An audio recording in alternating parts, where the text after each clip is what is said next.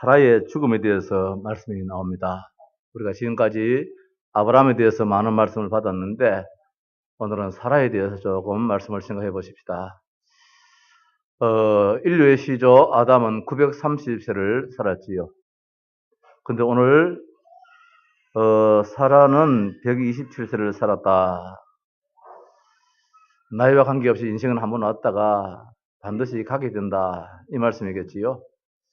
오늘 아침에도 우리 장로님들 모임 가운데서 지난 한 주간에 우리들 주변에서 여러분들이 또 세상을 떠났다는 이야기를 들었습니다. 이웃교회의 목사님이 또 지난 주간에 세상을 떠나셨다 말씀도 있었습니다. 또 이웃교회의 권사님의 자제분이 또 이렇게 세상을 떠났다. 그리고 또 이웃교회 장로님의 동생이 이 세상을 떠났다. 오늘 사라의 죽음에 있어서 지난 주간에 우리들 주변에 교회와 관계되어지는 여러 가정들의 이런 또 아픔이 있더라고요. 뭐 어쩔 수 없잖아요. 성경의 말씀이기 때문에 한 번 왔다가 죽는 것은 정한 이치이기 때문에 이것을 말리려야 말릴 수 없고 붙잡으려야 붙잡을 수 없잖아요. 그래서 오늘 사라가 127세를 살았으니 이것이 곧 사라가 누린 해소다, 향년이다 말씀을 주고 있습니다. 창세기 23장은 창세기 22장과 이 연대가 한 20년 정도 지난 시간이겠지요. 창세기 22장에 아브라함이 아들 이삭을 모리아 산에 가서 번제로 드리고자 할 때에 그때의 나이가 한 15, 16세, 한 10세 이상 20세 가까이 되겠는데 이제 오늘 보니까 사라가 127세라 했으니까 아들 이삭이 37세가 되는 것이지요. 90세에 태어났으니까. 37세의 아들을 이제 두고 어머니가 세상을 떠났다. 하나님이 야속스럽다. 그런 마음이 들더라고요. 왜냐하면은 127세를 살았는데 며느리를 한번 보고 세상 떠났으면 좋을 터인데 3년만 더 살려놓으면은 이삭이 40세에 장가를 가잖아요. 그러면 40세의 며느리를 보게 되는데 3년만 더 살았으면은 90세에 얻은 그 아들 장가 가서 며느리 한번 보고 세상 떠났으면 참 좋을 터인데 하나님이 왜 그렇게 야속하게 3년을 또 안 살리느나 그런 아쉬움도 있더라고요. 들더라고요. 성경 읽는 가운데서. 인간의 생명이 뭐 우리가 바란다 해서 바라게 되어 있습니까? 그 생명은 하나님의 절대 주권인데 생명은 하나님의 손에 달려 있는데 하나님께서 오라 하시면은 뭐 가야 되는 것이죠. 930세까지 살게 하시는 도 하나님이시고 127세까지 살게 하시는 도 하나님이신데 인간의 연수는 전적 하나님의 손에 달려서 우리가 어떻게 할 수가 없는 거예요. 저 뒤에 애들 저 봐요. 자, 그래서 사라가 별세함으로 인해서 이제 아브라함이 장례를 치르는 그런 내용이 말씀이 나오고 장지를 구하는 그런 말씀이 오늘 이 말씀 가운데서 나옵니다. 자, 사라의 죽음과 중요성이 있기 때문에 오늘 창세기 23장 한 장 전체를 다 할애하여서 사라의 죽음이 되어가지고 성경가 말씀해주고 있습니다. 한 여인의 죽음이 얼마나 중요했기에 한 장 전체를 다 성경은 할애를 해서 사라의 죽음에 대해서 말씀을 주고 있습니다. 아브라함은 사라가 죽었을 때에 가나안 중심지 헤브론 땅 족속에 그 에브론으로부터 은 400을 주고 그 막벨라 굴을 얻어서 사서 매장지로 삼았다. 그 죽은 장소가 어디냐? 헤브론 곧 기랏 아르바에서 죽음에 사라와 아브라함은 오랫동안 브엘세바 저 그랄 근처 지금 브레셋이지요. 그 근처에 살았는데 이제 이 사라가 죽을 때는 어디서 죽었느냐? 브엘세바에서 죽지 않고 가나안의 중심지 헤브론 땅에서 와서 죽었다. 이게 큰 의미가 있습니다. 여기에 기럇 아르바라고 했는데 지금 베들레헴에서 얼마 거리가 안 떨어져요. 우리가 하양에서 대구 거리 정도 한 30일 정도 그 정도 떨어진 거리가 이 기럇 아르바라는 지역입니다. 베들레헴에서 한 30리. 여기에서 이 사라가 죽었다. 그렇게 말씀드리고 있습니다. 자, 어떻든 인간의 죽음이지요. 창세기 3장 문제로 시작된 이 죽음은 아무리 세월이 간다 할지라도 그 죽음을 바꿀 수 없다는 겁니다. 하나님 말씀 변치를 않는 것이지요. 반드시 죽으리라. 하나님 떠나고 이 하나님께 범죄한 인간은 반드시 죽는다 해서 935 살든 969세를 살든 127세를 살든 뭐 175세를 살든 아니면 그 이하의 나이를 살든 한번 가는 것이 정한 이치지요. 창세기 3장에 원죄에 묶이면은 하나님 말씀에 따라서 갈 수밖에 없다는데. 그래서 죽음은 전적 하나님의 주권 계획 속에 있다는 겁니다. 여호와는 죽이기도 하시고 살리기도 하시며 서울에 내리기도 하시고 거기서도 올리기도 하시는도다. 여호와는 가난하기도 하시고 부하기도 하시며 낮추시기도 하시고 높이시기도 하시리로다. 사무엘상 2장 6절 7절 말씀에서 여호와가 누구냐? 사람의 생사화복을 주관하시는 분이 하나님이시다. 우리가 아무리 땅에서 떵떵한다 할지라도 여호와의 손길 안에 지금 잡혀 있다는 겁니다. 이걸 믿는 것이 믿음입니다. 그리고 인생은 반드시 죽어야 함을 말씀해 주고 있는데 한 번 죽는 것은 정한 이치요 그 후에는 심판이 있으리라. 하나님은 인생의 죽음을 다 알고 계시고 그 시간표도 알고 계시는 분이시지요. 우리는 예수께서 하나님은 3년만 더 살려주시지요. 저는 이 말씀 있다가 왜 우리 아버지 2년만 더 사시지. 왜냐하면 제가 장가하기 전 2년 전에 우리 아버지가 세상을 떠나셨거든요. 아버지 세상 떠나고 난 다음에 2년 이후에 장가를 갔는데 나이 44세 난 그 아들, 그 며느리 한 2년만 더 사셨으면은 며느리 한번 보고 세상 떠날 테인데 이건 이제 우리 바람이지요. 그러나 하나님께서 생명을 주관자는 하나님이라. 왜 그러십니까? 그 이유가 무엇이냐? 오늘 사라의 말씀 쭉 읽으면서 분명 사라의 이유가 있겠는데 그 성경은 그 이제 우리에게 말씀을 여러 가지로 이제 보여주더라고요. 나도 생각해봤어요. 우리 아버지 한 2년만 더 사시지. 그러면 며느리 손에 밥 한 그릇 더 얻어 자시고 세상을 떠날 테인데 좀 아쉬운 마음이 있더라고요. 그 2년, 66세까지 사시는데 2년 더 사셔가지고 뭐 68세, 70세 그게 뭐 하나님이 그렇게 예속하겠습니까? 좀 더 살리시지. 왜 그렇겠는가? 답이 안 나오더라고요. 근데 내가 억지로 한번 끼 맞춰봤어요. 우리 아버지가 더 살아계시면은 내가 신학교 가는 시간이 늦어지겠어.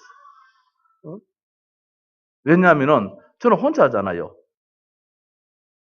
아들 혼자가 돼가지고 아버지 어머니 다 이제 부양을 하고 다 모셔야 되는데 아버지가 오래 살아계시면은 내가 주의 이 종의 길로 가면 있어서 시간이 자꾸 늦춰지겠어. 왜? 아버지를 내가 모셔야 되니까. 그 두, 네 같으면 이제 뭐 뭘 해가지고 뭐 못 살겠습니까? 근데 부모님이 계시면은 내가 모셔야 되니까, 어? 상에다가 국이라도 소고기라도 얹어놔야 되니까. 그래서 하나님께서 아버지를 이렇게 먼저 불러가셨는가. 그래도 한번 생각이 들더라고요. 오늘 사라의 죽음 앞에서 하나님 왜 사라를 이렇게 먼저 데리고 가셨느냐? 조금 더 살게 하시지. 127세, 90세에 아들 낳았는데 그 아들, 그 며느리 손에 밥 한 그릇 자시도록 만들어주는 것이 하나님께서 그게 그렇게 안 된단 말이냐.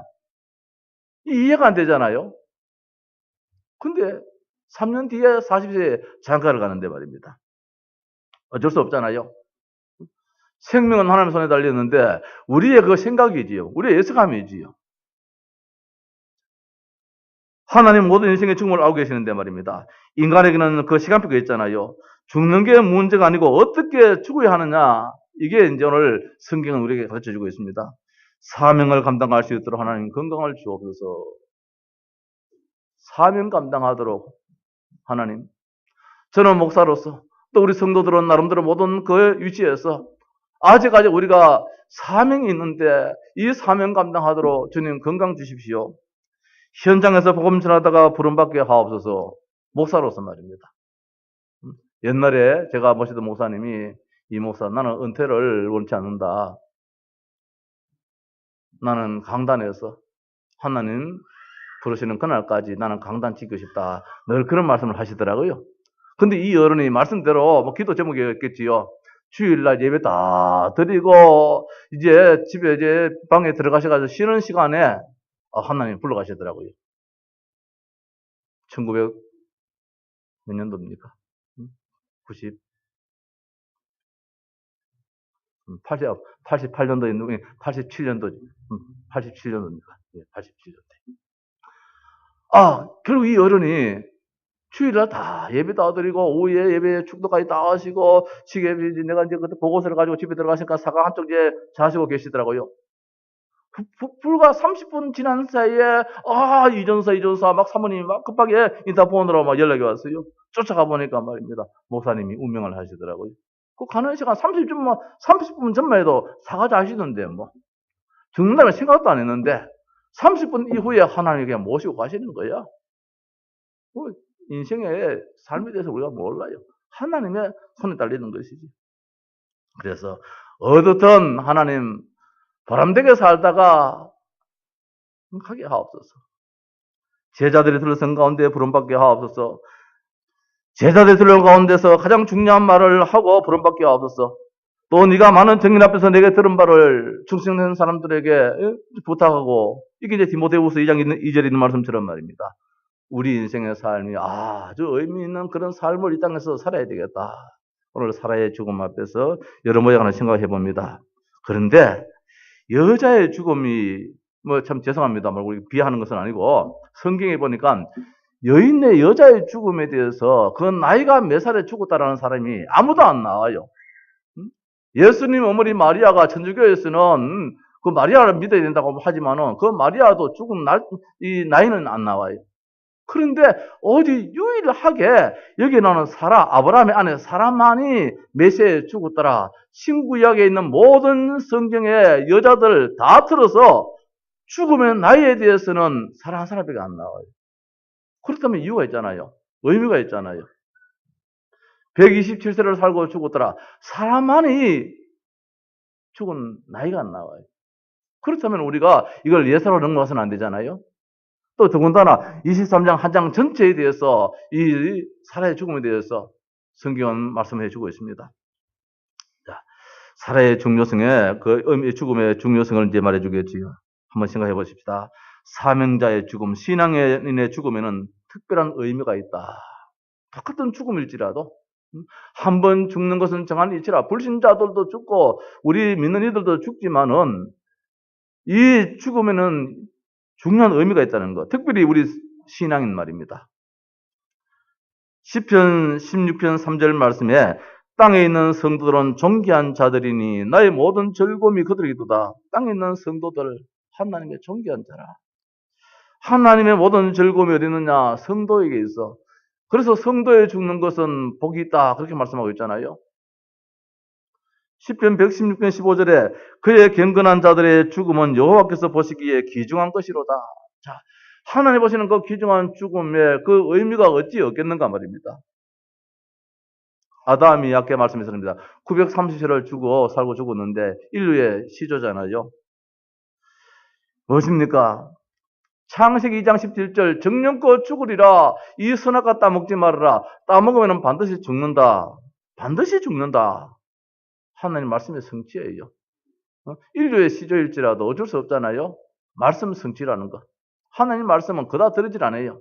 반드시 하나님 말씀은 어떻든 이건 성취되어지는 말씀이라. 그리고 성경 66권의 말씀 붙잡는 것이 복이는 것이지요. 오늘 강단에서 주시는 이 말씀이 오늘은 꼭 붙잡아야 될 이유가 있냐? 성취되는 말씀이기 때문에. 인간의 최초의 죽음이잖아요. 창세기 3장 19절에 흙으로 돌아갔다고 했습니다. 인간은 흙으로 돌아가죠. 흙에서 만들었으니까 흙으로 돌아가는 것이 인생이잖아요. 창세기 3장 22절 24절에 죽을 수밖에 없는 인간은 에덴 동산에 쫓겨났다는 거. 하나님의 축복을 벌써 놓치게 된 것이죠. 에덴 동산에 하나님의 엄청난 축복 속에 살아야 되는데 결과적으로 하나님 떠나버리면은 에덴 동산에 이 모든 축복을 다 놓치게 된다는 거. 자연적인 죽음의 아담을 통하여서 하나님 우리에게 뭘 보여주고 있느냐? 하나님 말씀을 떠나서는 절대로 행복하지 않다는 것. 아벨의 죽음에 대해서 또 성경이 말씀해 주고 있습니다. 최초의 순교잖아요. 그 가인에 있어서 돌에 맞아 죽었습니다. 하나님께 올바르게 예배드렸다 해가지고 하나님의 아벨의 제사는 받고 가인의 제사는 안 받았다 해서 가인이 그만 마음에 나쁜 마음이 생겨서 저 들판에서 이 동생을 돌로 쳐 죽였습니다. 순교했다는 뜻이겠지요. 최초의 순교되지요. 그래서 하나님은 아벨 대신에 누구를 두느냐? 셋을 줬다. 그런 말씀이 나오잖아요. 영광스러운 죽음이었다. 비록 돌에 맞은 죽음일지라도 그 죽음은 순교의 죽음이요 영광스러운 죽음이다. 무두셀라의 죽음입니다. 성경에서 가장 오래 살은 사람이잖아요. 969세를 살았다. 성경에서 최고로 많이 살은 사람입니다. 왜 하나님께서는 무두셀라를 더 일찍 세상 떠나게 할 수 있을 텐데 969세를 오래 살게 만들었느냐? 이건 노아와 관계에 있어요. 노아 600세 홍수 나던 해에 무두셀라가 하나님 부르심 받았습니다. 이건 뭐냐? 노아에게 언약 전달했던, 그 당시에는 글이었기 때문에 이 구전으로 자꾸 언약이 전달되어야 되는데, 글로 딱 남겼으면 정확하게 전달되어지는데, 우리 돌림 그 말하면 주서 아버지 했는데 저쪽 가서는 뭐 아저씨가 나오든지 이래 되듯이 정확하게 당사자 할아버지가 손자 돼가지 정확하게 복음을 전가하기 위해서 하나님은 할아버지를 오래 살려놨다는 거예요. 노아에게 언약을 전달하던 사명을 감당한 죽음이다. 사명 감당했던 죽음이라는 의미 있는 죽음이잖아요. 노아 시대에 많은 사람들이 죽음이십니다. 네피림 시대에. 이 죽음은 무슨 죽음이냐? 시대적 심판에 의해서 죽은 죽음이다. 이게 안타까운 죽음이잖아요. 이런 죽음은 우리가 맞이해서는 안 된다는 말씀이지. 라헬의 죽음입니다. 요셉의 어머니 라헬, 야곱의 그 참 제일 사랑했던 그 아내, 오래오래 살려놓고 싶은 마음이 이 야곱의 마음일 텐데 하나님은 이 야곱을 4명의 아내 가운데서 제일 먼저 불러가 버렸습니다. 제일 사랑하는 아들 요셉의 어머니 이 라헬을 제일 먼저 불러갔습니다. 이유가 있습니다. 라헬이 존재해서는 요셉이 될 수가 없어요. 라헬은 뭐하냐? 하나님 사랑하는 성령보다도 우상을 더 붙잡았다. 드라빔. 저 친정에서 이제 남편 고향으로 돌아올 적에 그 드라빔, 가정의 그 신을 말입니다. 풍요의 신을 이걸 가지고 나와버렸잖아요. 이걸 갖다 버려야 되는데 끝까지 탁 쥐고 있어요. 이거 쥐고 있는 난 요셉이 우상 숭배를 안 할 수 없잖아요. 그래 하나님께서는 요셉 되도록 만들기 위해서는 안 되겠다. 어머니일지라도 마음 아플지라도 일찍 불러가야 되겠다. 야곱이 제일 사랑하는 여인이요 요셉의 어머니요 그렇지만 우상 숭배자였다는 것. 언약에 방해된 자의 죽음이라 말씀입니다. 언약 성취에 방해되면은 하나님은 일찍도 불러가실 수 있다는 것. 모세의 죽음입니다. 사명을 다한 죽음입니다. 이스라엘 백성들을 저 애굽에서 불러내다가 가나안 땅에 이끌으시는데 가나안 땅을 머리서 바라보면서 비스가산에서 죽었습니다. 가나안 땅을 이르기까지 광야에서 계속 이스라엘 백성들을 이끌어왔던 그 지도자의 죽음이지요. 사명이 끝났기 때문에 하나님은 이 모세에게 주어진 그 사명이 다 했기 때문에 앞으로 남은 사명은 누가 감당하느냐?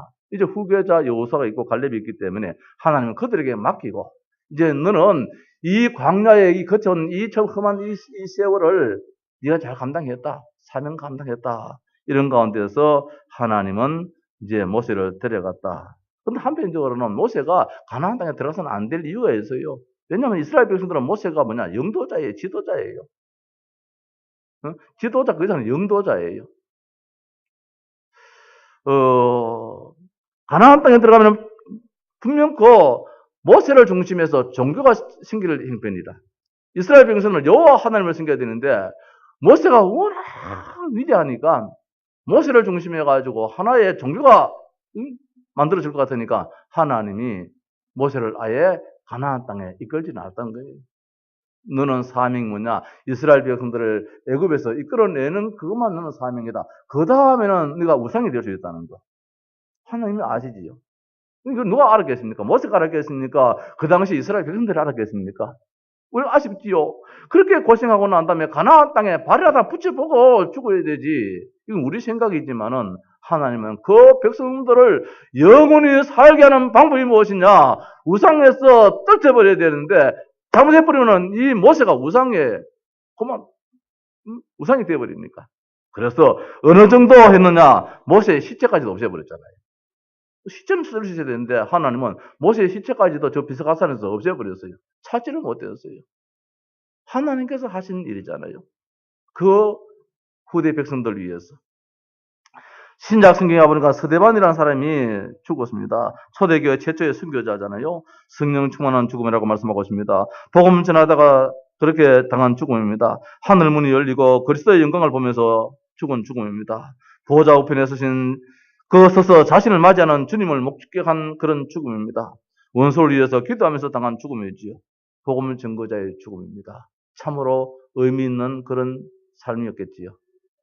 자, 이런 우리 참 성경에 많은 인물들을 볼 때에 이런 죽음도 있고 저런 죽음도 있더라는 거. 그렇다면은 우리가 한번 왔다가 가는 인생인데 우리는 그럼 어떤 죽음을 맞이해야 되겠느냐? 저는 이번 주간에 이 사라를 생각해 보면서 노인들이 자꾸 눈에 보이더라고요. 그거 아닌데. 뭐 젊어도 하나님 부르가면 불러가는데 자꾸 주변에 노인들이 눈에 자꾸 저 노인은 지금 어떤 삶을 살고 있는가?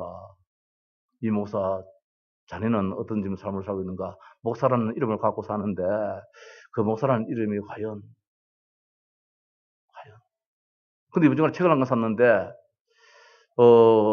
도전 성경 읽기라는 그 책인데 어느 목사님 보니까 성경을 로마서를 3,500독을 했더라고요. 로마서를 3,500독. 또 바울선 시를 2,500독을 했더라고요. 신약 성경을 1,500번 읽었더라고요. 구약 성경을 500번 읽었더라고요. 도대체 이 목사님은 어떤 목사님인데 하나님 말씀이 그렇게 꿀보다도 더 단가 말입니다. 나는 하나님 말씀 읽으면 잠이 오는데. 응? 자, 성경이 잠 오는 책이냐, 내가 성경을 잠들게 만드는 책이냐. 내가 보니까 성경은 분명 잠을 들게 하는 이 뭡니까? 그 잠을 하는 게 뭐라 하나 무슨 이야기를 하나? 수면제. 성경이 수면제냐? 아닌 것 같아요. 내가 보니까 내가 성경을 잠들게 하는 내가 수면제인 것 같아. 그래서 도전. 한번 해보자. 자, 똑같은 목사인데 이 사람은 똑같은 24시간의 시간 속에서 이 양반은 뭐 성경을 많이 읽었다. 안 읽은 것보다 나았잖아요. 한 번 읽어본가 두 번 읽은가 더 많이 깨닫게 되더라고요. 설교를 준비하면서 창세기 20장을 읽고 또 읽고 하는데 조금 전에 깨닫지 못한 말씀을 지금 읽어는 깨닫게 되어지고 자꾸 그렇게 되더라고요. 그러니까 1000번을 읽으면 이 말씀이 어느 정도 깨닫게 되겠냐 말입니다.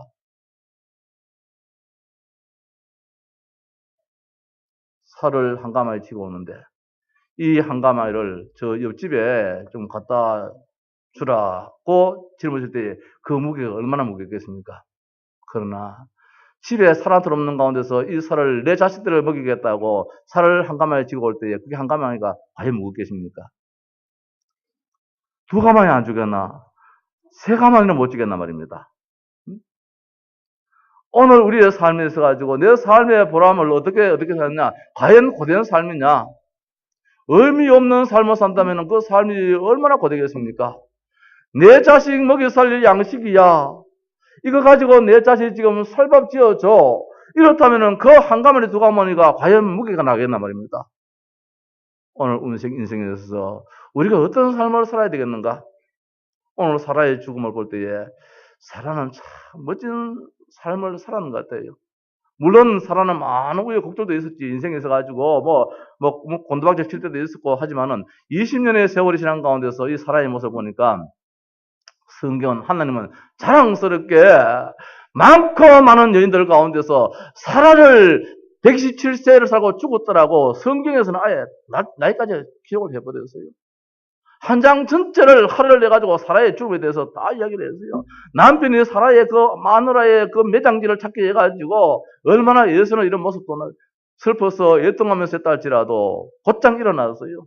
3절 말씀에 그 시신 앞에서 일어나 나가서 해쪽 속에 말하 이르되 우리의 죽음은 슬픔이잖아요. 우리 예수님 삶 갔다 가면 실수할 수가 있는데 천국 갔는데 뭐가 슬퍼가 우느냐. 천국 갔다 할지라도 인생의 이별인데 왜 슬픔이 없겠습니까? 내 어머니, 내 아내, 내 자식인데 왜 슬픔이 없겠습니까? 오늘 보면 이 아브라함도 슬펐는데 애통했다 해서 애통했다. 통곡했단 말씀이지요. 그래서 우리가 죽음 앞에서 그렇게 평을 해서는 안 된다는 거예요. 천국 갔다 할지라도 헤어짐의 그 아픔이 있잖아요. 그런데 이게 이제 의미 없는 그걸 해서는 안 된다는 겁니다. 오늘 아브라함은 빨리 떨치고 죽으면 죽음, 슬픔은 슬픔으로 다 정리하고 뭐 했느냐. 일어나서 나가서 해쪽 속에 말하 이르되 자기의 본연의 삶으로 돌아갔다 이 말씀이지. 자, 사라의 죽음을 보십시다. 성경이 왜 사라의 죽음에 대해서 이렇게 세밀하게 기록되어 있는가 말입니다. 최고의 여인으로 성경은 그렇게 말씀을 해주고 있습니다. 그래서 내가 우리 집사람을 최고 여인으로 만들어주려고, 뭡니까. 컴퓨터 인터넷에 그 아이디를 사라 KKJ, 사라 김금자. 좋잖아요. KKJ 하기는 마치 깽 두목에 뭐 어떤 그런 단체 같은데 KKJ 하니까 그 앞에다가 사라 붙였어요. 사라. 최고의 여인. 나한테는 최고의 여인이잖아요. 집에 가서 고기 반찬 해줘요. 왜 성경에서 사라의 죽음에 대해서 이렇게 세밀하게 했는가? 오늘 사라는 말입니다. 브엘세바에서 하나님을 죽이질 않았어요. 오래 살았는데 헤브론 땅에 와서 하나님 여기서 하나님을 사라를 불러갔어요. 이게 이유가 있단 말씀입니다. 하나님은 저 갈대아우르에 있던 저 아브라함의 일가를, 아브라함의 참 부부를 어디를 이끌었느냐? 갈대아우르를 떠나서 가나안 땅에 이끌었는데 가나안 땅에 와서 또 뭐 얼음이 있어가지고 저 애굽을 갔다가 너 애굽 사람 살 바에야 저 갈대아우르 살지 마음대로 내가 불러갔겠느냐? 애굽 사람 아니야 너는. 또 그럴 지역으로 저 브레셀 지역으로 갔습니다. 아니야 여기도 네 땅, 네가 살 땅이 아니야. 너는 가나안 땅, 메시아 주실 땅 중심부에 살아야 돼. 너는 가나안 땅의 주인공이 돼야 돼. 주인공이 되기 위해서는 이게 잘 안 된단 말입니다. 빼도 박도 못하게 다 못을 박아야 돼요. 우리가 고향이 왜 그렇게 중요합니까? 고향에는 우리 부모님들이 우리 그때 조상들이 선산이 있잖아요. 그러니까 찾잖아요. 고향에 아무도 없으면 갈 이유가 없습니다. 하나님은 이 가나안 땅을 영원토록 잊지 않도록 하는 방법이 무엇이냐? 여기에다가 매장지를 무덤을 섞어야 돼요. 선산을 만들어야 돼요. 선산을 만들어야 돼요. 그래서 사라의 죽음이 무엇이냐? 아브라함과 그 아들 후대들이 이 땅을 절대로 잊지 않도록 만들었다 이 말씀이에요. 이게 의미예요. 다시 말씀드려서 우리 성도들이 우리의 후손들에게 예수 잘 믿도록 하고 죽자 이 말씀이에요. 예수 절대로 놓치지 않는 방법이 무엇이냐? 오늘 여기에 사라는 이삭도 그 후대들도 야곱도 이 막베라 굴, 이 헤브론 땅, 가나안의 중심지, 메시아 언약의 중심지 이 땅을 절대로 놓치지 않도록 여기에다가 자기가 다 못을 박고 이게 사라의 죽음의 의미예요. 하나님은 사라를 그 전에 브엘세바에서도 데려갈 수도 있어요. 저 애굽 땅도 데려갈 수 있어요. 어제 우리 어제 대구에 어느 학생이 말입니다. 상담하다가 뛰어 내려가서 안 죽었습니까? 사라가 말입니다. 남편한테 배신감을 당해가지고 어떻게 내 아내를 자기 아내를 가지고 너희 동생이라 지만 살라고 막 울라통이 터져가지고 그만 심장마비로 죽을 수 있지요. 근데 어떻게 심장마비 걸리겠어 막. 어느 남자가 말입니다. 남편이 마누라 자기 살라고 마누라를 주고 마누라 소리 안 하고 너희 동생이라 그러고 얼마나 속 터지겠습니까? 울라통이 터지겠죠. 심장마비 걸릴 수도 있겠지만은 하나님은 그거 다 넘기도록 만들더라고요. 다 넘기서 어떻게 하냐? 아브라함이 다시는 다른 길로 가지 못하더라고. 다시는 가지 못하더라고. 어디 간다 할지라도 항상 이 헤브론 땅, 가나안 땅을 바라볼 수 있도록. 다시 말씀드려서 예수님 바라보도록. 우리 신약 이 시대에 예수님 놓치지 않도록, 예수님만 바라보도록 그렇게 했다 이 말씀이에요. 오늘 여기 있는 우리 모든 부모님들, 여기 있는 우리 온 성도들, 우리의 후대들에게 예수 잘 믿게 하고 세상 떠나는 것이 가장 의미 있는 삶이었다 이 말입니다. 삶이다.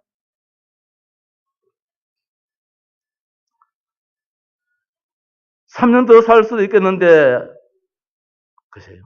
그것도 이유가 있겠죠. 보니까 이제 사라의 죽음을 볼 때 아브라함이 20년의 세월이 지난 가운데서 아브라함이 하나님 이제야 내가 너를 알았다 이랬잖아요.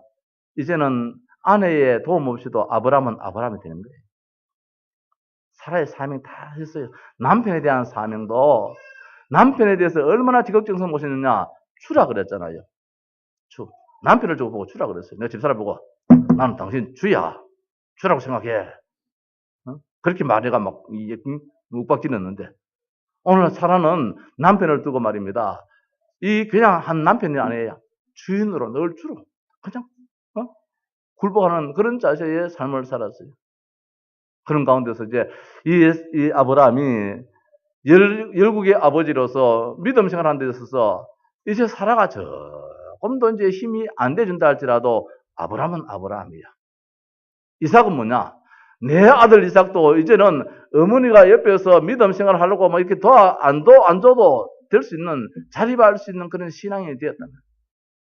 이런 가운데서 하나님이 되었어. 이제는 네가 이 세상 모든 풍파 다 이제는 접어두고 영원한 안식처 이 천국으로 오너라.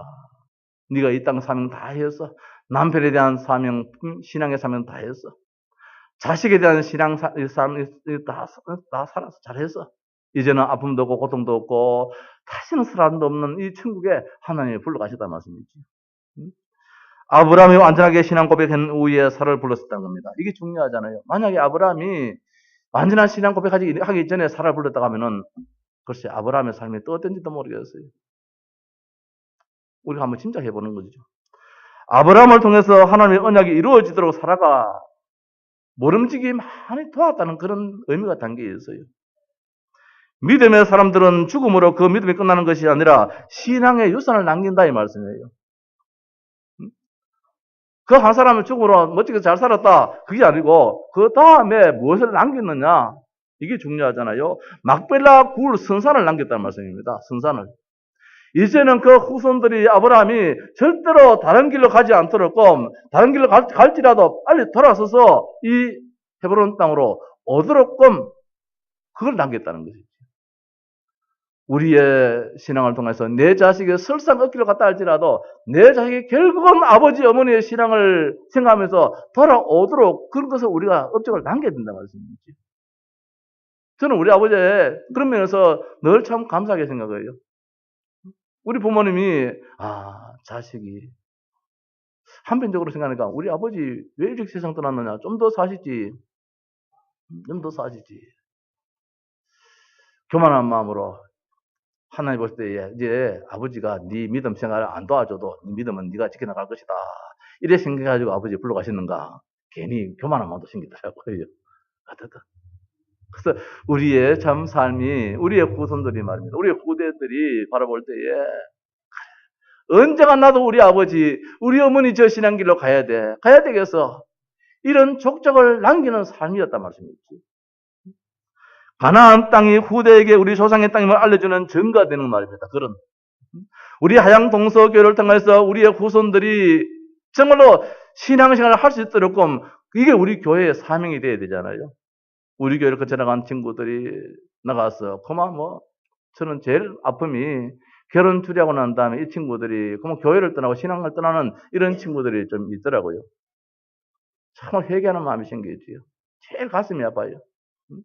목사가 주례했던 그 친구들이 정말 신앙생활을 바로 해야 되는데 우리가 신앙생활을 하지 않고 교회를 떠나는 그런 친구들도 없잖아 있기에 정말 가슴이 아프지요. 이게 누구 잘못이냐? 내 잘못이다. 그렇게 생각도 되었죠. 사라의 죽음입니다. 가나안 땅을 법적 유성으로 남겼다는 사실입니다. 오늘 아브라함이 에브론에게 돈 400세겔을 주고 400세겔을 주고 삽니다. 그냥 가져가십시오 하니까 참 아브라함이 여기서도 참 잘 사는 것 같아요. 지도자로 방백 같으면 장관급이거든요. 장관급으로 지도자의 위치에 이렇게 참 이렇게 대접을 받고 살았어요. 그래서 이제 에브론이 내 돈 안 받습니다. 그냥 가져가십시오. 당신 마누라 죽었는데 여기 장지하십시오. 그러니까 아브라함이 아니에요. 변치 않는 분은 하나님 한 분밖에 없기에 인간의 말을 언제 내가 그런 말을 했습니까? 라고 할 수 있으니까. 그래서 아예 정서를 가지는 거예요. 돈을 주고 여기 성문에서 모든 사람들이 보는 가운데서 성문은 재판직이거든요. 여기에서 모든 사람이 보는 데서 돈 400세겔을 주고 이 땅을 샀는데 이 땅이 영원토록 이제 아브라함의 등기물이 됐잖아요. 이게 중요하다 말씀입니다. 가나안 땅에 지금까지 거류민으로 살았어요. 나그네로 살았단 말씀입니다. 나는 당신들 중에 나그네요 거류하는 자이니 지금까지 여기 와서 내 땅 한마디가 없었는 거야. 근데 오늘 아내를 통하여서 이 가나안 땅에 등기를 할 수 있는 이제는 내 후손들이 가나안 땅이 우리 아버지 땅이다. 우리 땅이다. 아버지 땅이 내 땅이잖아요. 그렇잖아요. 아버지 집이 내 집이잖아요. 등기물이 됐기 때문에. 그래서 후손들이 가나안 땅은 우리 것이야. 내 것이야. 그래서 이스라엘 백성들은 가나안 땅을 안 뺏기라 그러잖아요. 가나안 땅 이스라엘이 흩어져 가지고 전 세계로 다 흩어졌잖아요. 그때 유엔에서 이스라엘을 다시 회복시켜 주려고 하는데 저 가나안 땅 이미 팔레스타인 저 살고 있잖아요. 그러니까 저 팔레스타인은 안 내놓으라 그런다며. 자기들 살고 있으니까. 그래서 유엔에서 어떤 땅을 주라고 하느냐. 제일 좋은 땅. 저 탄자니아. 아프리카 저 탄자니아. 제가 가보니까 그 탄자니아 대단한 땅이에요. 그 탄자니아 그 땅 거기에 얼마나 잘라가지고 이스라엘 나라를 하나 만들어주려고 유엔에서 했는데 이스라엘은 아니야. 이거는 성경과 이거는 너무 차이는. 성경은 가나안 땅이에요. 가나안 땅. 저 팔레스타인 저 땅. 그래서 지금 그 안에 지금 같이 살잖아요. 팔레스타인하고 같이 삽니다. 베들레헴도 보면은 지키는 것은 이스라엘 군인이 지키고 그 안에 사는 모든 것은 주권은 누가 가지고 있느냐? 팔레스타인 사람들이 가지고 있어요. 여리고도 마찬가지예요. 여리고도 경찰은 지금 군대는 누가 있느냐? 이스라엘 군대가 지키고 있는데 그 안에 모든 행정은 누가 가지고 있느냐? 팔레스타인 자기들 가지고 있어요. 이거 한 나라 안에 지금 같이 살고 있어. 누가 누군지 몰라요. 그 지붕에 보면 이제 표시가 나요. 물통에 보면은 이스라엘 사람들은 물통은 하얀 기라, 흰색이라. 이 팔레스타인 저 사람들 거는 까만 통이라. 그럼 만약에 전쟁이 났으면 위에서 물통이나 까만 통 그걸 그 집을 이 목표 사람들 쏘는 것이지요. 표 안 나요. 그럼에도 불구하고 이 사람들은 우리는 가나안 땅, 지금 내 땅이라 지금 저 팔레스타인 저 사람들이 저것 땅 아닌데 지금 차지하고 있어. 끝까지 저걸 싸우잖아요. 그 이유가 뭐냐면은 가나안 땅, 등기되어 있는 땅이야. 우리 땅이야. 우리 옛날에 할머니 사라가 등기로 우리에게 준 땅이야. 메시아를 뺏기지 말란 말씀입니다. 예수 그리스도를 뺏기지 말라는 말씀이에요. 오늘 세상 사람들이 세상살이 바빠가지고 말입니다. 공부한다고 바쁘고 뭐 돈 번다고 바쁘고 예수 그리스도를 뺏기는 자기 등기물을 말입니다. 자기 재산 뺏기는 이런 어리석은 삶을 지금 우리가 살고 있다는 말씀이지. 이 말씀을 좀 더 우리 깊이 가본다면은 등기물을 되어 있는데 살아의 죽음입니다. 가나안 땅을 법적 유산으로 남기는 이 이름이기 때문에 이 죽음이기 때문에 오늘 성경은 이 살아의 죽음이 보통 죽음이 아니에요. 그래서 유독 한 여인의 죽음에 있어 가지고 나이까지도 기록한 것이 성경은 전부 다 남자 중심으로 기록되어 있잖아요. 내시에 대한 믿음을 보여주는 것입니다. 자, 내시에 대한 소망이지요. 이스라엘 아브라함은 지금 어디 살고 있습니까? 천막에 살고 있는데 죽은 시체는 어디냐? 굴 안에 모신다. 돌로 영원한 영생이 있다는 말씀이지요. 언제 저 한번 가보니까 말입니다. 그런 게 있더라고요. 산 사람의 집은 굴에 살아도 이 응달 쪽에 이렇게 다 있는데 죽은 사람의 그 무덤만 보니까 전부 다 양달로 다 보고 있더라고요. 따뜻하게 이렇게. 이게 내세의 소망이에요. 이스라엘의 죽음에 대한. 그래서 우리에게는 영원한 그런 소망이 있다 이 말씀이죠. 천막에 산다 할지라도 돌로 지어요. 돌로. 이 무덤은 그 돌 무덤이잖아요. 그 굴이잖아요. 이게 우리에게는 뭐냐? 천국의 영원성을 우리에게 보여주고 있는 죽음이다. 말씀을 마칩시다. 우리가 얼마를 사느냐가 아니고 어떻게 사느냐가 중요해요. 지금 중국에 지금 문이 다 막혀버렸잖아요. 갑자기 문이 막혀버렸잖아요. 그 여러 가지 이유가 있는데 그 중에 하나가 저 어느 성의 도시에 공산당 고위 간부가 말입니다. 복음받고 난 다음에 시진핑이 공산당원들은 기독교 신앙을 갖지 말아라. 뭐 이런 식으로 이제 한마디 하신 놈아니지요. 그래 이분이 뭐냐? 나는 공산당원을 안 했으면 안 했지. 나는 기독교 신앙을 가져야 되겠다 가지고 공산당원을 탈퇴해버리는 거야. 이게 그 문제가 돼가지고 그 교회를 그만 정부에서 폐쇄를 해버렸어요. 자, 이분 참 대단하잖아요. 공산당원의 간부 같으면 먹고 사는 거는 전혀 걱정 관심 없는 사람인데 이분이 지금 우리 단체에서 이 복음 받고 말입니다.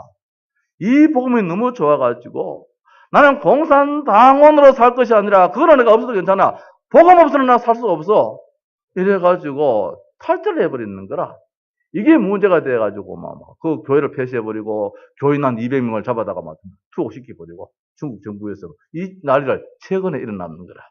자, 그분의 삶이 어떤 삶이었겠느냐? 참 의미 있는 삶이었다. 의미 있는 삶이겠다. 복음 때문에 살고 복음 때문에 죽는 그런 삶 말입니다.